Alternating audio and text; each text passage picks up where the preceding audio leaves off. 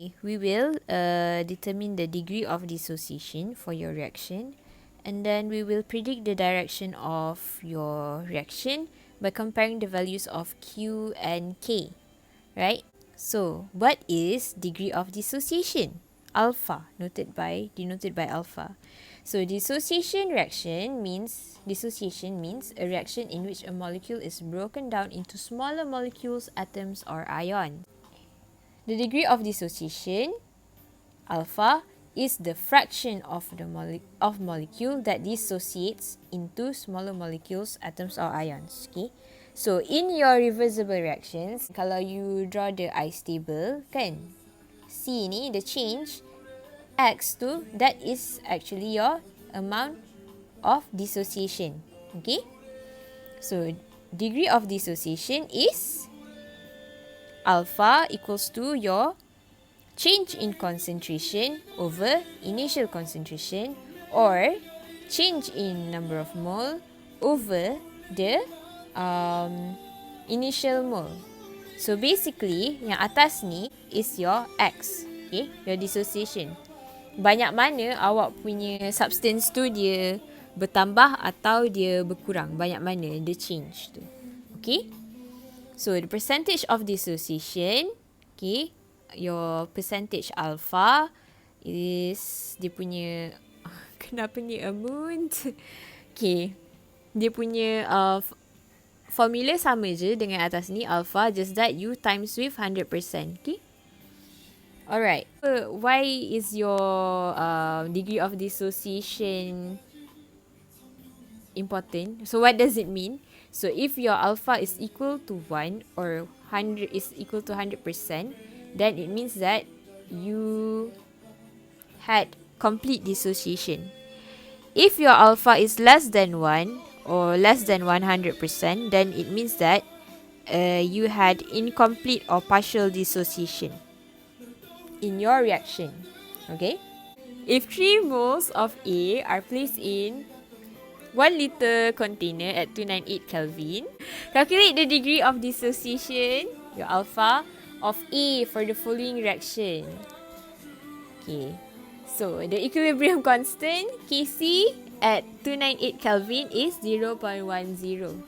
Basically, do you recognize the first sentence? The first sentence, this is your initial mole, right? Your mole initial, not at equilibrium. Okay, so we're going to draw the ice table. Usually to find the degree of dissociation or percentage of dissociation, you will need to draw the ice table because you want the value of X. So that is how you want to find the value of X from ice table. So in this case, you have mole initial, and then you have, so kenapa boleh cari concentration? Sebab dah bagi tahu liter dia. So N initial over volume, you get the concentration initial. Betul? Okay, so kita guna concentration terus. Concentration initial, delta concentration, and then concentration at equilibrium. Okay. Initially, your initial concentration for A is 3 and for B is 0. And then your X will be minus X plus 2X. Okay. And then your concentration at equilibrium will be 3 minus X and 0 plus 2X. We need to find the value of X because we want to find the degree of dissociation. So we're going to find using Kc. Dia dah bagi Kc. So your Kc will be B square over E. Sama dengan, so your concentration, just plug it in. Your B square Astaga. So masukkanlah kan. Masukkan dan saya terus bagi tahu X. X awak 0.2616 molar. Okay. So X tu apa? X is your delta change in concentration. Okay. Right. To find your degree of dissociation, alpha, you are going to use this formula.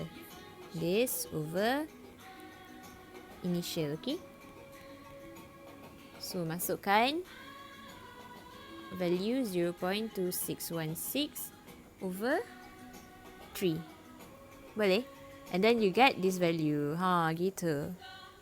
Okay, boleh kan? Right. So, for this question, example 24, you can see that for PCL5, dia bagi tahu that your percentage dissociation is 25%. Okay. That means that when you do I stable, your delta N kan akan dapat macam minus X plus X macam tu kan? So, awak punya 25% tu, 25% is your X, okay? So, your X is equal to 25% atau 0.25, okay? So, just masukkan value tu je lah as your X nanti to find whatever they're trying to tell you to find. Partial pressure, okay? What happens to your equilibrium calculations when Kc is very small? So, the concentration change, X, can often be neglected if Kc is very small. So, by assuming X is very small, then your initial concentration will be equal to the concentration at equilibrium. So, if the value of X is very small, then you can say that X is negligible. So, when X is negligible, then your concentration at equilibrium will be approximately the same as the concentration at initial condition. But, you cannot just simply assume that X is very small sekali awak je. You have to check whether it is allowed or not. How to check? You need to do percentage of dissociation. So, do percentage of dissociation, maksudnya you get alpha times dengan 100. If the value is less than 5%, okay, maksudnya X awak tu memang kecil lah, then you can assume that X can be neglected. If you do the calculation and you find that your percentage of dissociation is more than 5%, so maksudnya dia punya perubahan tu besar, you cannot neglect X, okay? That means you cannot use this assumption. Alright? Okay. So, reaction quotient is the equilibrium constant. The equilibrium constant is used to predict the direction in which a reaction mixture will proceed to achieve equilibrium. So, predict the direction in which reaction will proceed to achieve equilibrium. Adakah awak punya reaction akan shift to the right atau shift to the left? Okay, depending on your reaction quotient. If your reaction is at equilibrium, kan saya cakap before this that your equilibrium constant is your benchmark. Okay, so KQ ni, equilibrium constant awak ni, is when your reaction is at equilibrium. So, your reaction will always want to be at equilibrium. Dia punya end goals, dia punya goals adalah untuk achieve equilibrium. So, dia punya constant ni, dia punya ratio of product to reactant want to be the equilibrium constant value. Okay? For the reaction that have not reached equilibrium yet, maksudnya dia punya ratio of product to reactant is not equal to K yet. Okay, so when Q is not equal to K, that means that it has not reached equilibrium. When Q is equal to K, it has reached equilibrium. So Q ni, like I said before, it is your reaction quotient. So So macam at any time, at any condition lah. So kalau Q is equals to K, therefore maksudnya awak punya reaction dah reach equilibrium. Kalau Q is not equal to K, then awak punya reaction belum achieve equilibrium. Okay. So we're going to compare Q and K to predict whether your reaction will shift to the right or shift to the left. Okay. Okay, apa yang saya cakap ni? So there are 3 possible cases for a system. So if your Q is less than K, that means awak punya Q kecil daripada K, maksudnya the system is not at equilibrium yet. So that means initially there are more reactants in the reaction mixture. Betul tak? So maksudnya awak punya keadaan semasa awak punya reaction tu, kan ni kan produk kan? Ni reactant kan? Okay. So kalau Q awak lebih kecil, maksudnya kecil, awak punya produk sikit, awak punya reactant banyak. In order to reach equilibrium, in order for Q to be equal to K, okay, the reaction proceeds from left to right. Reactant, product. So Q ni lebih kecil daripada K kan? Q lebih kecil daripada K because awak punya produk lebih sikit daripada reactant. So maksudnya you want to increase the amount of your product. In order to increase the amount of your product, in order to increase the Q value, your reaction will shift to the right. Okay, shift to the right maksudnya you will produce, in order to produce more products. Okay, faham tak? Alright. So, if your Q is more than K, that means the system is not at equilibrium. So, system is at equilibrium when Q is equals to K. Initially, there are more product in the reaction mixture.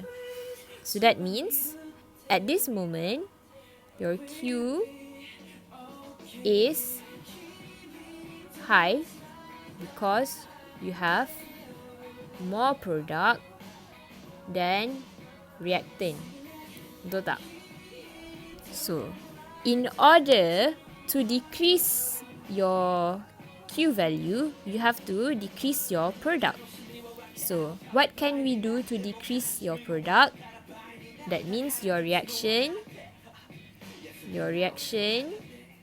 will have to shift to the left.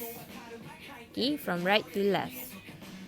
Because when you shift from right to left, you will decrease the amount of product and increase the amount of reactant. That means you will, when your value of Q decrease, then it will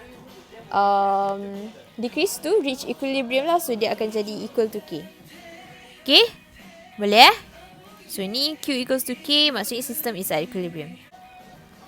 So at 199 degrees Celsius, the initial moles of H2, N2 and NH3 are 2 mole, 1 mole and 2 mole respectively. Okay, it was placed in a 1 liter stainless steel. What does that mean, guys?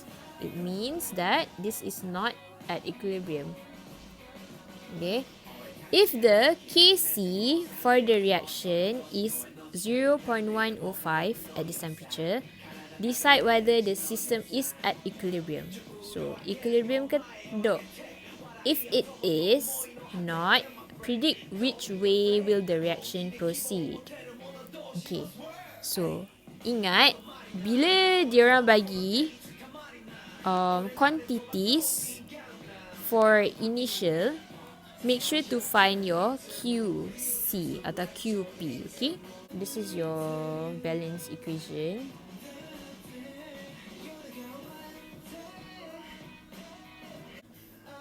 Invisible, okay.